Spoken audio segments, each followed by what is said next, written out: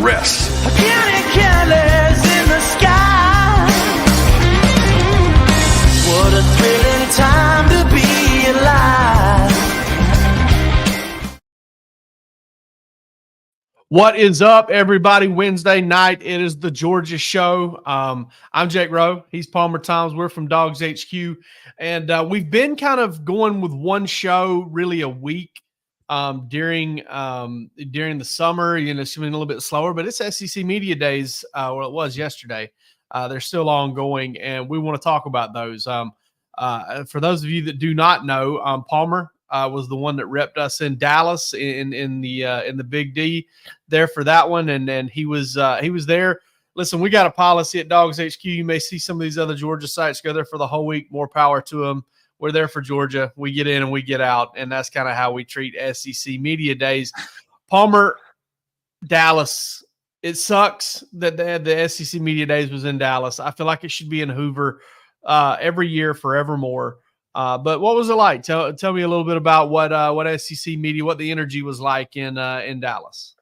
No, you're definitely right. It should definitely be in Hoover, and it felt like a slap in the face as over the course of 72 hours before I went to Dallas, I made trips and spent time in Atlanta, Birmingham, Nashville, the three places that it has been in the last few years, driving through, spent the weekend at the lake, and ended up flying in and out of Nashville to spend some time with family up here before going to Dallas. No, it was cool. I mean, I'll tell you this, Jake, as much as me and you may dislike it, I think that they're probably going to go back there before too long, just like they'll be going back to Atlanta. I don't know when this thing will go back to Hoover. Jake, you may have some insight on this. Why is it that they've started moving this around? Because it doesn't really feel like it's a fan event as much as it is media members like me and you that come in and come out and, you know, talk to players and coaches. And quite frankly, that can happen wherever. I understand that you want to bring everybody into one spot for everybody to talk to everybody, but I don't know why it moves around because it doesn't really feel like it's a fan event. They move it around for the same reason that I can leave my car keys on the kitchen island and my wife moves them and I can't find them. It's just to annoy people. I think it's just no. I mean, I don't know, man. I think you try to hit your markets and you try to do those things. Obviously, I haven't been to Dallas. Hell, I may have loved Dallas. I don't know. I've been to Dallas, but not for SEC Media Days. We'll be back there when we fly in for the Tennessee game, the Texas game here in about 3 months. But I don't know, man. I don't know why they're moving it around. I will say this, though. Atlanta thus far has been astronomically by far my least favorite. Really? Yes, it sucks. It sucked so bad. Now, I've only did Atlanta once. I wasn't there for the second go-round. But the 1 year I did go, I thought it was terrible. Hoover is number one. Nashville is number two. Atlanta. I would be happy if it never went back there. There's just no energy. It'll be there next year, though, Jake. It's too big. Like there's just too big. It's too big of a venue. There's I don't know, man. There's something about the way. There's something about the way Hoover is all like packed in there in kind of a smaller area. All of those fans down there at the bottom of the escalator. There's a vibe there, man. There's a vibe and there's a passion about it, and there's a lot of fun. I don't know. I think I did not feel that in every other venue out of the water. I'll tell you that. I did not feel that in Dallas. I do feel that in Atlanta, though. I mean, doing it at the College Football Hall of Fame, you know, we're probably getting way too inside baseball here, talking about places and events that all of our people need to hear this. Never this been. Stuff people need to know about. People need to know about this. No, but I do feel some buzz in Atlanta, you know, given that it's the place that the conference ends its season. It's the place that the national landscape of college football will end its season this year. I feel some buzz in Atlanta. I thought Nashville was the worst of them, in all honesty, and that's coming from a Nashville native who it was pretty easy for because I did get to spend some time at home. But, you know, and granted, the construction down there didn't help last year. But yeah, that was a nightmare. But I felt like once you got in and got ready to roll, I thought it was pretty energetic and pretty fun. That being said, I do think doing it at the College Football Hall of Fame as opposed to a hotel makes it a little bit different. Now, I know that they've got a hotel that connects to the College Football Hall of Fame. so you can walk a little bit and be in there. But it is pretty nice when you do it at the Winfrey in Birmingham and Hoover, and you just go right down the elevator, and you are basically in the big room. Yeah, that's pretty cool. And again, all those fans in there, it feels like the most of all of them. It feels like the most fan event, even if less fans are able to go there than more maybe at the College Football Hall of Fame. Just the kind of again the proximity of it. It's awesome, and I enjoy it.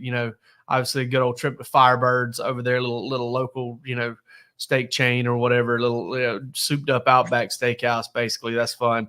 Also, I just kind of hate Atlanta. I just, not the biggest. We do enough media stuff in Atlanta. Yeah, I mean, not a big fan of Nashville either, but Atlanta's way worse. But that's probably got more to do with me than it does Nashville, right? Yeah, probably so. The vibe, the overall vibe from Georgia, and listen, we're going to get into. Don't step on the later stuff we're going to talk about with Kirby, but just players and it seemed like Carson Beck was in full control, and he was very much with it. Watched a lot of video there from Michael Williams and Malachi Starks.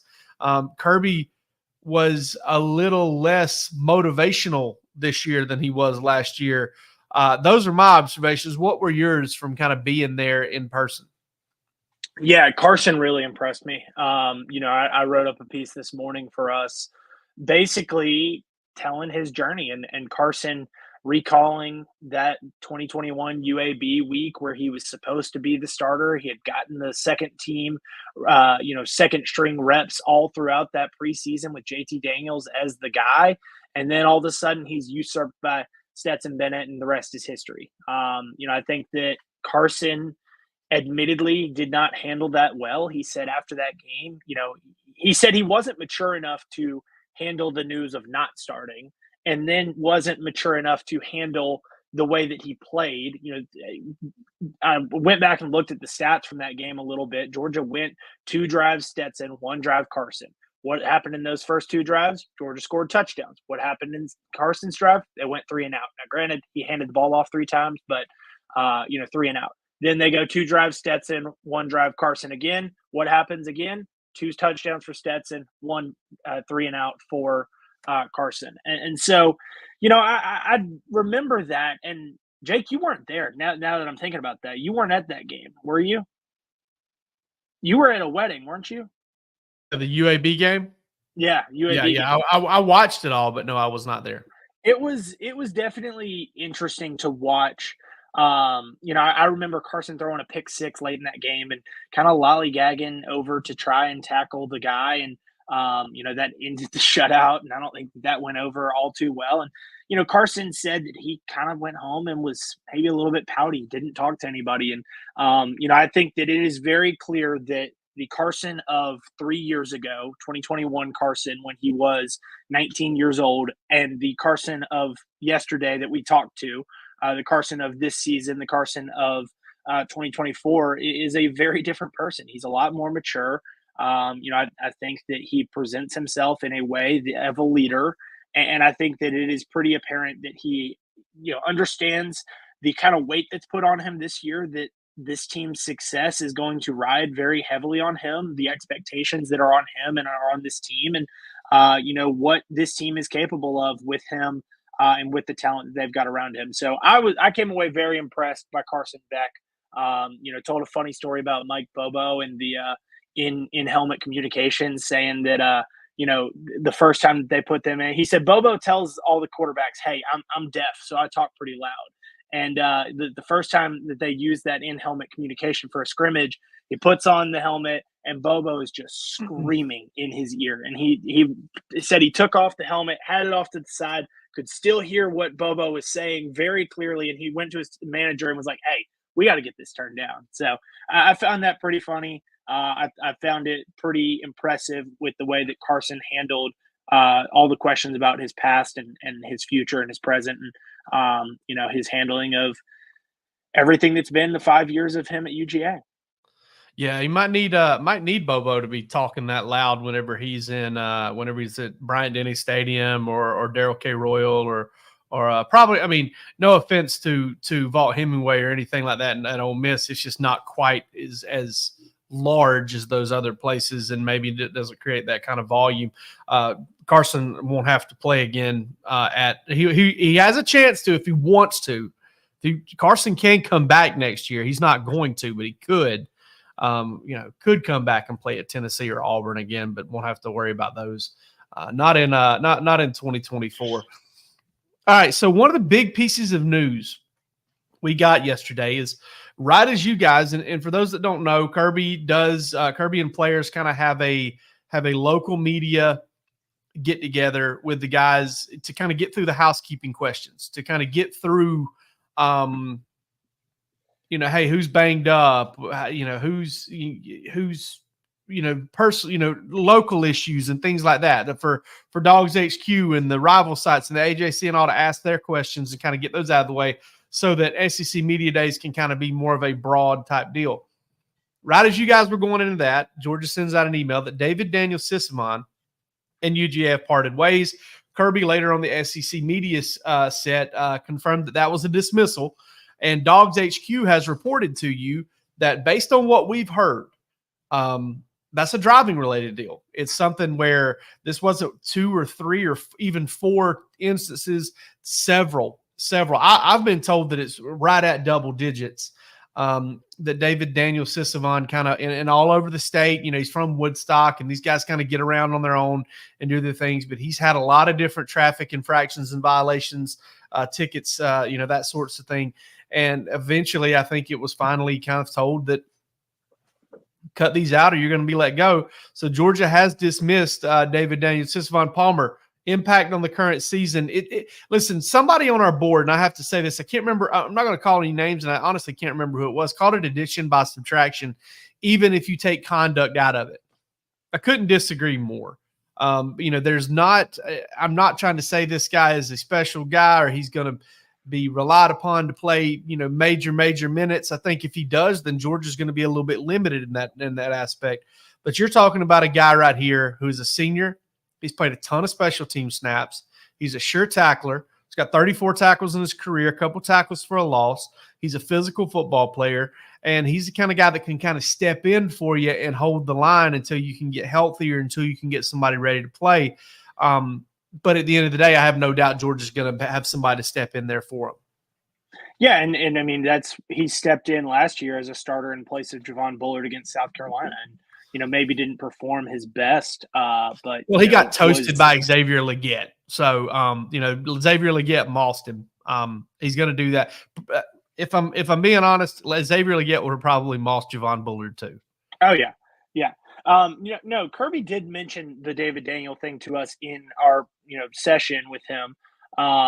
He said he's no longer with the team, violation of team rules. He's been dismissed from the team, won't be with us anymore. I hate that because I really like David a lot. He's a good kid.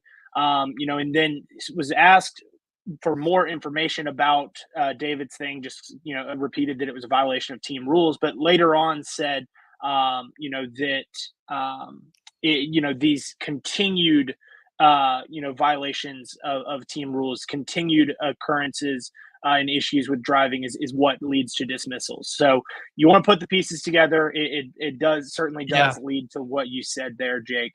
I agree with you. This is not going to be the kind of thing that really hurts Georgia. Now, I think it helps to have a guy like that, a guy that's veteran, a guy that's experienced, but Georgia's got very good options at safety. KJ Bolden is somebody that Kirby raved about to Nick Saban. And I'd love to get your thoughts on that, Jake, because you wrote that story up and you were listening to that, and I caught it later in the day. But I think that it certainly is an unfortunate thing. I think it is the dismissal is something that you'd rather obviously not have happen. But I don't think that it is something that drastically changes Georgia's outlook for 2024. Absolutely. And I mean, listen, let's go ahead and jump into that KJ Bolden thing, because I don't know, man, there's a reason I wrote that. There's a reason I wrote that quickly. And it's because Kirby doesn't just that's just so rare for Kirby. I mean, that's so rare. And listen, it may have been Nick Saban asked the question, right? So it may have been a situation where it's kind of like, all right, well, if this is, Jake Rowe or Palmer Toms or Chip Towers or Seth Emerson, I'll deflect. But if Nick Saban is asking me, then I'm going to go ahead and answer this question. But for him to kind of go in, I mean, to really dig in on KJ Bolden, to me was pretty telling. First, I would like to brag on myself and Rusty and in you and all of us who have reported on this. It matches up 100% with our reporting, down to the fact that Kirby said this guy prepares like a veteran. And that's something that I have heard from multiple sources over the past 4 or 5 months. Is KJ is the kind of guy that he's a very serious, hard worker, sticks his nose in there, wants to learn, wants to watch extra film, wants to do all of the things that Georgia asks of its veteran players to do. For a youngster to be doing that is pretty special. But yeah, man, I really thought that Kirby, going on and on and on about him, also mentions Sokovie White as a guy that he feels like will be able to help him out too. Again, which also adds up with our reporting. Yep. Yeah, with our reporting. So, but honestly, just the specific things he said about KJ, about preparing like a veteran, about the athleticism and the way that he may be ahead of Malachi Starks at the same stage, which doesn't surprise me because I've said this over and over and over again. I was kind of taking some time off during Malachi's his first spring with the team. I talked to a source in person, ran into them and talked about him. Hey, how's the team looking? How's this going? And that source told me my defense may not be for Malachi Starks. He had a rough spring. And then here we are now. And I remember that spring because I was covering the team at that time. And it felt like a lot of tough love for Malachi. And I can see that with KJ too. Now, Will Muschamp, it's a different coach that he's working with. He's working with T-Rob instead of Will Muschamp, but obviously those two have a lot in common. I think that Malachi situation, I can very much see KJ's playing out in a very similar matter of, you look at the opponents and heck, even the place that Georgia's starting its season, at Mercedes-Benz Stadium against a power conference opponent and, somebody that is going to have high-level talented athletes. I can see that comparison. And we've talked to Malachi about that. We've talked to Malachi about what it takes to play early on in your career. I think it's certainly it certainly takes time to learn the system, and Malachi's a better player now than he was then. But that because of the raw talent that he brought to the table, he was able to contribute right away. And I think that's something that could be in KJ's future. And KJ played a lot of defensive back in high school. He played a lot and Malachi did it. Malachi was a quarterback. KJ was a two-way player that played a ton of defensive back. And so that is obviously, without a doubt, really. And Malachi played down in the box a lot, more like a linebacker at times. Yeah. Yeah, no doubt about it. All right, let's get to our partner here, Andy Ludicky over at myperfectfranchise.net. Are you a displaced corporate executive or you want to put your career in your own hands? You could also be an experienced entrepreneur and you want to diversify and do something a little different. Well, Andy Ludicky at myperfectfranchise.net can help you out. Andy's a huge college sports fan. He's a franchise veteran. He's owned multiple franchises and businesses. He's been there. He's done it. And using his expertise, he helps people find their American dream through a very thorough evaluation and consultation process. Call Andy, put your career and your life in your own hands. And best of all, his services are free to you. So you have nothing to lose. Find your perfect franchise at myperfectfranchise.net. We appreciate you, Andy. We appreciate you being a partner of ours, and always happy to tell people about myperfectfranchise.net. Now, last thing we're going to get to here, Palmer, before we put these people out of their misery and let them move on with their lives. Kirby opened up at SEC Media Days. He was as frank and as candid about Georgia's disciplinary process as I've ever heard. And for those of you who have been wanting this. I hope it's satisfactory for you. Like, I'm not sitting here, I'm not like, Maximus holding up swords saying, are you entertained here? Like, I'm not mocking you when I say this, but I hope that what he was able to come out and tell the media, especially the Georgia beat at SEC Media Days, was satisfactory to you, because Kirby, Palmer, in the past has basically been, we'll handle it in-house. We'll handle it in-house. And that's been enough. But with these repeated speeding and driving violations that have gone on, and a couple of more here lately, Kirby said basically, and I got to give our man Pete Nakos a little credit here, because he kind of came back with a little bit of a clarification on this. Kirby says that the Classic City Collective is finding players. Now, Pete came back and said that this is something in their collective agreement, in the contract they signed with the collective, that it's more of kind of withholding funds, that it's more of a situation. He said that, it's in the six figures at this point, as a whole, that Georgia has withheld from players, but it's something they agree to when they sign. So that's something. He's confirmed that they've suspended players. He didn't confirm before that Marcus Rosemy-Jack Saint had been suspended for the first game last year. We knew it. We suspected at least heavily, to the point that we could probably say that we knew it. But Kirby confirmed that. He basically confirmed that they let go of Daniel-Sisavanh. And, if you piece it together, why they let him go. So ultimately, I've just never heard him really speak like this on disciplinary action. And it sounds like that he finally got to a point where it was like, all right, you guys need to understand that I'm not just pointing fingers and shaking my finger at this kid and saying, do better. There's a lot more that goes into it than that. Yeah, no. And I mean, you're absolutely spot on there, that I haven't heard Kirby this honest about it. He hasn't used the word fines, and but I think that's a new age development in this era where players can get paid. And Pete's clarification there was spot on as well.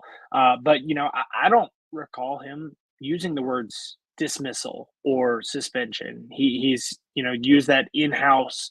This will be handled internally, or so and so is no longer with the program.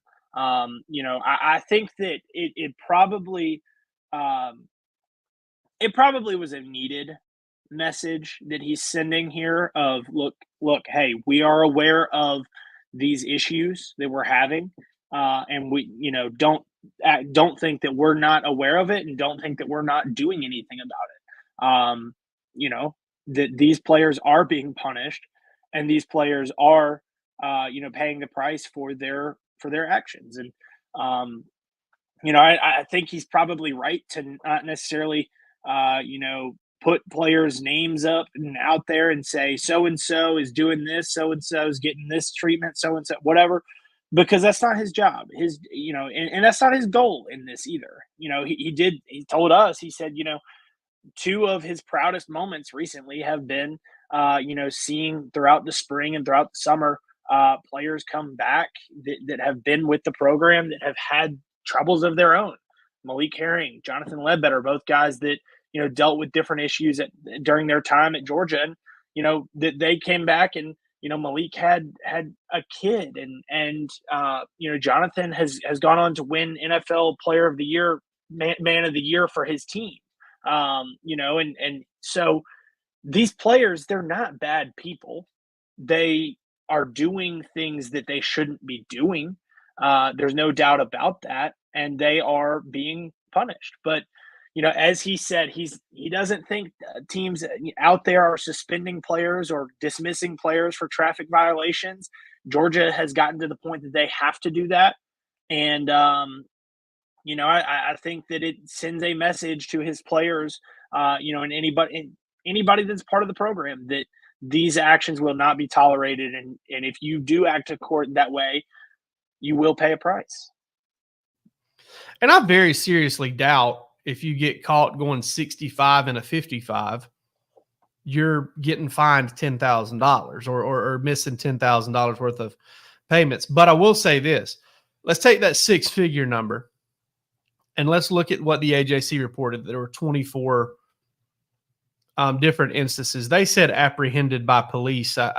Listen, if a guy gets stopped for a speeding ticket, I'm not going to say they've been apprehended by police, but either way, there's just and that 24 number includes Jarvis Jones, who is not a player. It includes Jalen Carter, who had already declared for the NFL draft and was in his pre-draft process at that point. And like you said, it also includes speeding tickets as opposed to, arrests and reckless driving charges. But let's take that number to 24. Let's bump it up to 30. Let's say that there have been 30 players that have had to deal with some of their NIL money kind of being docked at some point. Okay.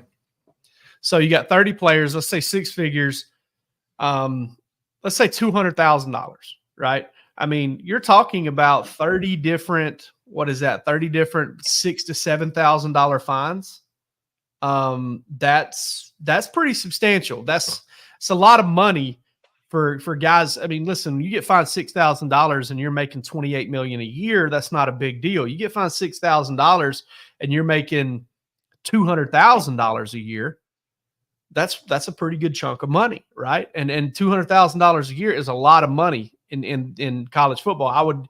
I'd venture to say that $200,000 a year is probably like the top 10%, maybe top 15% of earners in college football. I mean, if you want to go, and that's just assuming they've only docked them for 200,000. If they've gotten all the way up to 500,000, then you're talking about over somewhere between like $16,000 and $17,000 a year, or $16,000 or $17,000 per infraction. That it's substantial, and the fact that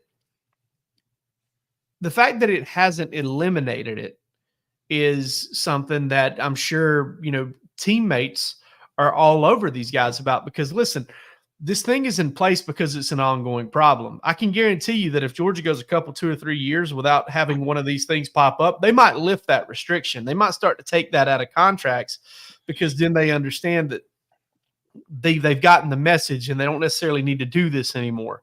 But I don't know what else you can do. And I know that the Georgia program, the players themselves, they should continue to be under scrutiny. But this whole, and really it's a fan narrative. It's for the fans that have blogs and for the rival fan site guys who really like to get after the other team, which, listen, that's a part of our business. Okay. That is a part. It always will be. It's part of it. You kind of dig in. It's part of the entertainment aspect of these things. I don't feel like I engage in it very much at all. I know we don't really, but it is a part of it. And it doesn't bother me that I don't know. Let's just say a Vanderbilt writer, because I don't want anybody to think I'm talking about them specifically. But let's say a Vandy writer just loves to gouge at Tennessee and Georgia with these type things, with pointing out the negatives of those programs. Okay, cool. I have no problem with that. But that's basically what we're dealing with here. With hey, these players are running amok, and Kirby, this is the culture Kirby established, and things like that. No, it's not. I mean, it's young guys acting like young guys, and I'm not saying they're being victimized by the Athens Clarke County Police, because I don't, but they're heavy-handed. They always have been. They always probably will be. They got you, Jake. Yeah, they got me. I hadn't had a speeding ticket in 7 years, and I just wanted to get the darn thing reduced, and they wouldn't even touch it. They wouldn't do a single thing in the world with it. Tried to tell them. I mean, it was wouldn't do anything with it. I'm not a football player. They're not letting these guys off. They're not going easy on these guys at all. So ultimately, I think that is something that University of Georgia is going to have to deal with. That's why Kirby gets paid $13 million a year, because he has to be the face of the program and he has to take that on. But I think if we're going to sit here and just be really honest with ourselves, he's doing what he's got to do. And the players at some point will get the message. And if you're a Georgia fan, you hope it's soon. And if they don't, we've seen what can happen. You will not be a part of the program anymore. That's right. I mean, Kirby was asked, hey, you've got such a disciplined football team, on the field. What is it that is not happening off the field for your players to receive this message? And he was like, hey, that's a great question. And if I knew the answer, I'd implement that. I'd love every solution possible. So, he's aware that it's an issue. There's no doubt about that. But I also don't think that this is just going, unnoticed and unpunished. And there are consequences for these actions. And again, if the players don't start to receive the message, Georgia has shown what they will do, to get that message across. All right, folks, we'll be back with you on Sunday, and we should have plenty of to talk about, because on July 20th, just a few days from now, three Georgia targets are going to be making their decisions. Bryce Davis, 4-star edge out of Greensboro, North Carolina, will make his decision. Christian Gass, a 4-star linebacker out of Eastside High School in Covington, Georgia, will make his decision. And then 4-star offensive lineman Cortez Smith, out of Parkview High School there in Lilburn, Georgia, will also be making his decision. We'll have all of that to discuss depending on who picks Georgia and who doesn't. I think at best, Georgia's probably going to get 2 out of 3 of those guys. At worst, 1 out of 3. So that's pretty inelastic on the curve there as far as how that's going to work out. But we'll have that to talk about. Promo code UGA1. Get 2 months for $1 over at DawgsHQ. Use that promo code at checkout, and you'll get 2 months. You'll get through the rest of the month of July all the way through preseason camp. And nobody covers preseason camp like DawgsHQ. Between Rusty, myself, and Palmer, we nail it down really hard. But for this episode of the Georgia Show, y'all take it easy.